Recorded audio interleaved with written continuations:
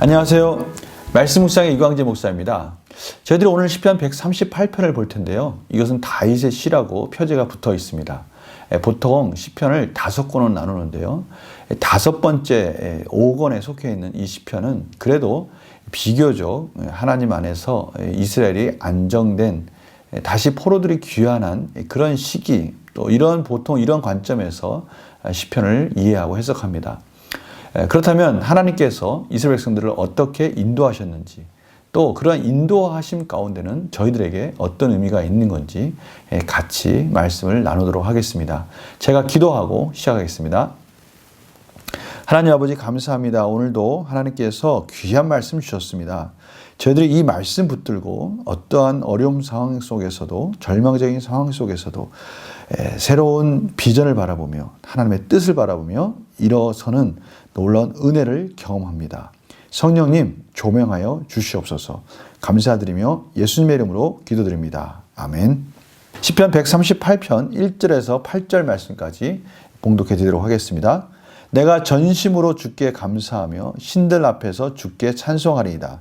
내가 주의 성전을 향하여 예배하며 주의 인자하심과 성실하심으로 말미암아 주의 이름에 감사하오리니 이는 주께서 주의 말씀을 주의 모든 이름보다 높게 하셨습니다. 내가 간구하는 날에 주께서 응답하시고 내 영혼에 힘을 주어 나를 강하게 하셨나이다. 여호와여, 세상의 모든 왕들이 주께 감사할 것은 그들이 주의 입의 말씀을 들음이오며 그들이 여호와의 도를 노래할 것은 여호와의 영광이 크심이니이다.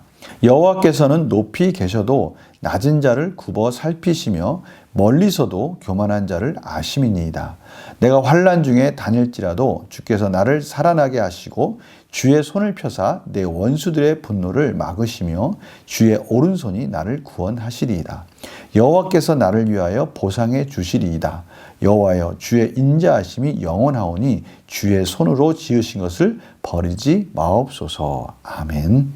오늘 본문 1절 보니까요, 내가 전심으로 주께 감사하며 라고 말씀하고 있습니다. 전심으로. 신명기 6장 표현들 하면 마음을 다하고 뜻을 다하고 힘을 다하여 하나님께 찬양을 드립니다 라는 뜻이죠. 어디서 그런 찬양을 하냐? 신들 앞에서 주께 찬송. 신들이라는 것은 신들, 복수로서 온갖 당시 이방인들의 우상들을 말하고 있는 것입니다. 어떻게 보면 또 영적인 존재들을 말하는 것이죠. 그런 모든 것들 앞에서 오직 참 하나님, 모든 만물을 주관하시는 유일하신 하나님, 그분께 전심으로 찬양을 드립니다 라고 표현하고 있는 것이죠. 그것들과 구별된 하나님만을 바라보는 것입니다. 이러한 표현들을 보면요, 신약에 예수님께서 이런 말씀을 하십니다. 주여 주여 하는 자들, 다시 말하면 이런 자들이 오는 겁니다. 주님의 이름으로 귀신을 쫓고 또 많은 이적들을 행했습니다 라고 그랬더니 주님께서 나는 너희들 도무지 알지 못한다 라고 말하는 것이죠. 중요한 것이 무엇입니까?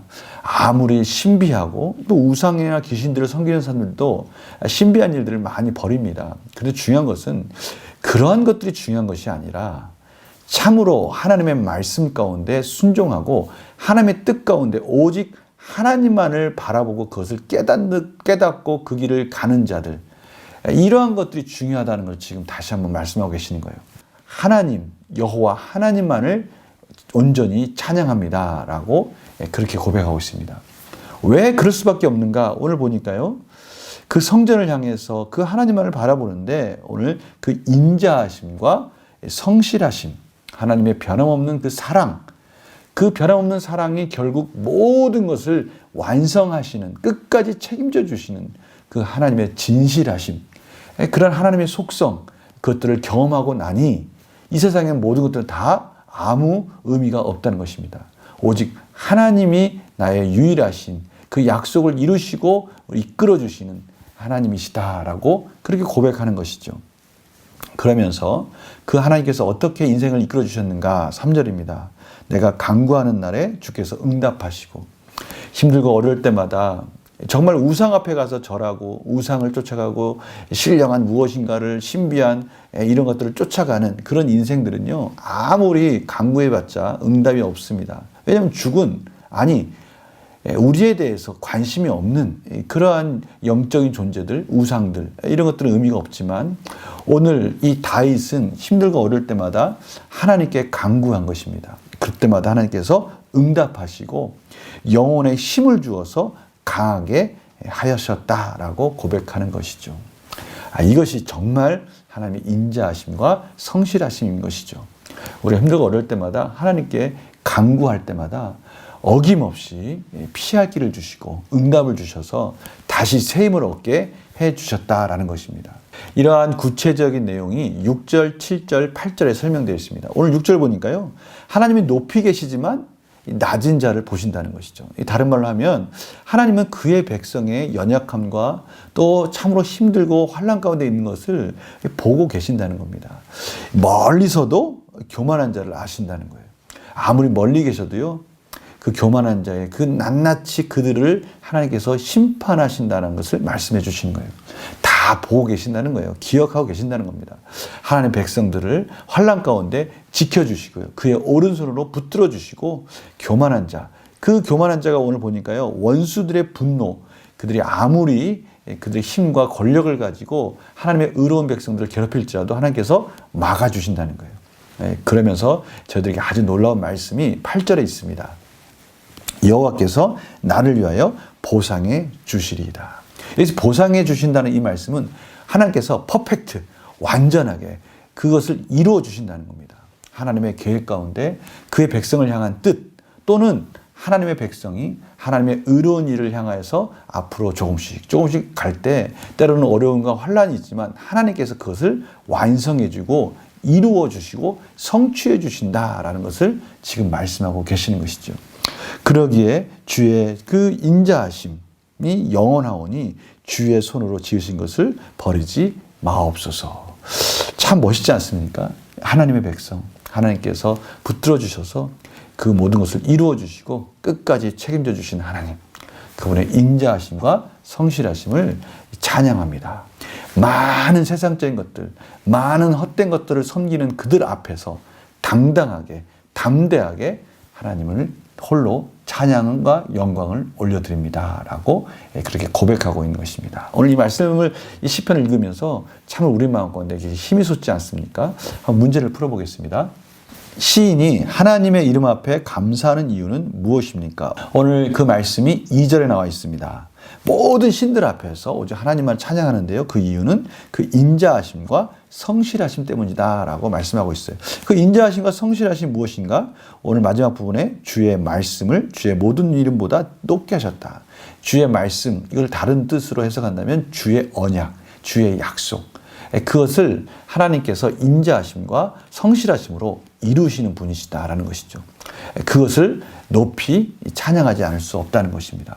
다윗은 이런 것들을 경험하는 거예요. 삶 속에서 하나님의 뜻 가운데 순종하며 여러 가지 환난 가운데 갈지라도 그 도망가는 10년의 세월, 전쟁 가운데 싸우는 3, 40년의 세월, 이 모든 것들을 볼 때마다 하나님이 그 인자하심과 성실하심으로 그 약속하신 말씀을 이루어 주셨다는 것을 경험하면서 오직 하나님만을 찬양한다라고 고백하는 것입니다.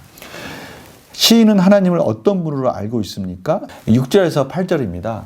높이 계시고 또 멀리 계신 분 같지만 그분은 모든 것을 다 보고 계신다는 거예요.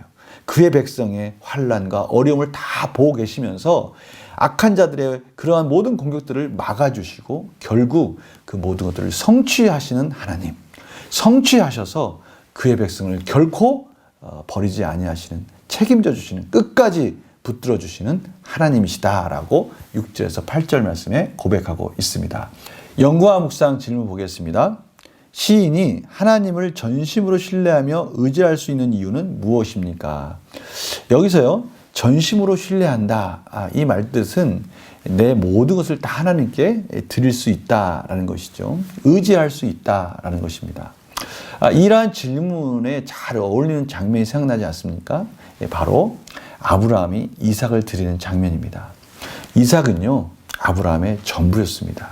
그러나 하나님께서 이삭을 드려라 라고 했을 때 아브라함은 순종할 수 있었어요. 왜요? 하나님을 전심으로 신뢰하기 때문입니다. 그 결과를 책임져 주시는 인자하심과 진실하심으로 하나님의 뜻 가운데 아브라함을 완전하게 만족시켜 주실 그 하나님을 믿었기 때문입니다.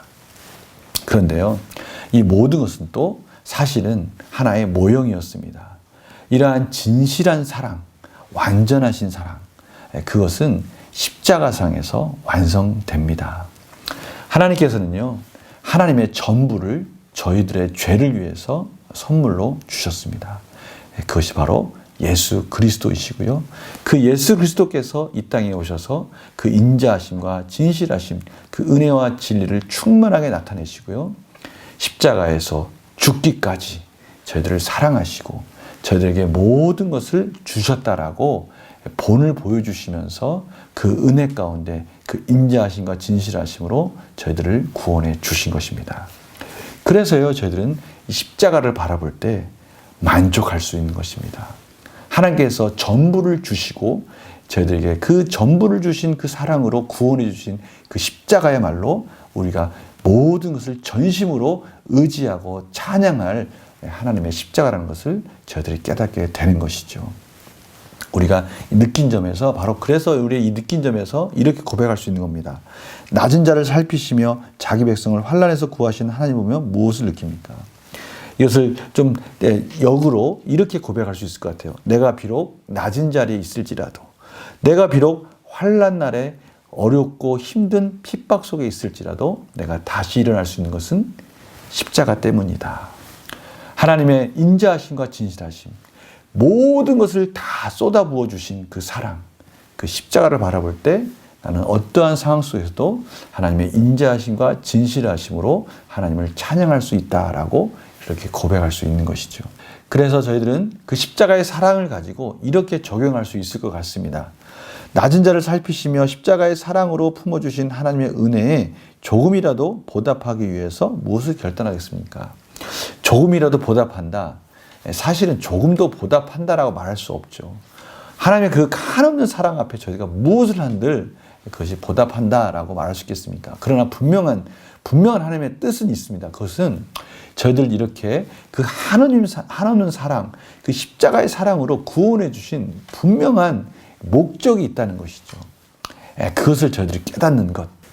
이것이 하나님께서 저희들을 구원해 주신 그 은혜에 참으로 보답한다면 보답할 수 있는 그 길이 아니겠습니까? 저희를 지금 구원해 주셔서 지금의 자리에서 무엇을 하기 원하시는지, 하나님이 정말 나를 십자가의 사랑으로 구원해 주신 이유가 무엇일까? 그것을 찾아가는 것입니다. 이것을 한번 적용해 보는 겁니다. 오늘 이 말씀 묵상을 마무리하면서 이 십자가의 사랑, 그 십자가의 사랑 전부를 주신 그 인자하심과 진실하심 앞에 나를 왜 도대체 구원해 주셨을까? 지금 내가 있는 자리에서 무엇을 하기 원하실까? 한 번 더 곰곰이 생각한다면 하나님이 우리의 그런 모습을 기뻐 받으실 것입니다. 제가 기도하고 마치겠습니다. 하나님 감사합니다. 저희들 정말 십자가를 통해서 전부를 주셨습니다. 그런 우리의 삶 속에 그 사랑 앞에 저희들이 무엇을 해야 할까요? 무엇을 통해서 조금이라도 보답이 될 수 있을까요? 지금 저희들 자리에서 부르신 하나님의 그 사랑 앞에 저희들이 반응할 수 있는 지혜를 허락하여 주시옵소서. 감사드리며 예수님의 이름으로 기도드립니다. 아멘. 오늘 하나님께서 저희들을 십자가 사랑으로 부르신 그 목적을 찾아가라고 하십니다. 제 자신에게도 한번 질문해 봤습니다. 하나님, 제가 무엇을 할까요? 하나님께서 가르쳐 주셨습니다. 우리 성도님들도 하나님 그 십자가의 사랑, 그 전부를 주신 그 사랑 앞에 제가 무엇을 할까요? 라고 질문하신다면 하나님께서 반드시 응답해 주실 것입니다. 오늘 그 응답 속에서 복된 하루 보내시길 간절히 축원합니다. 말씀 묵상 월요일 아침에 다시 찾아뵙겠습니다. 안녕히 계세요.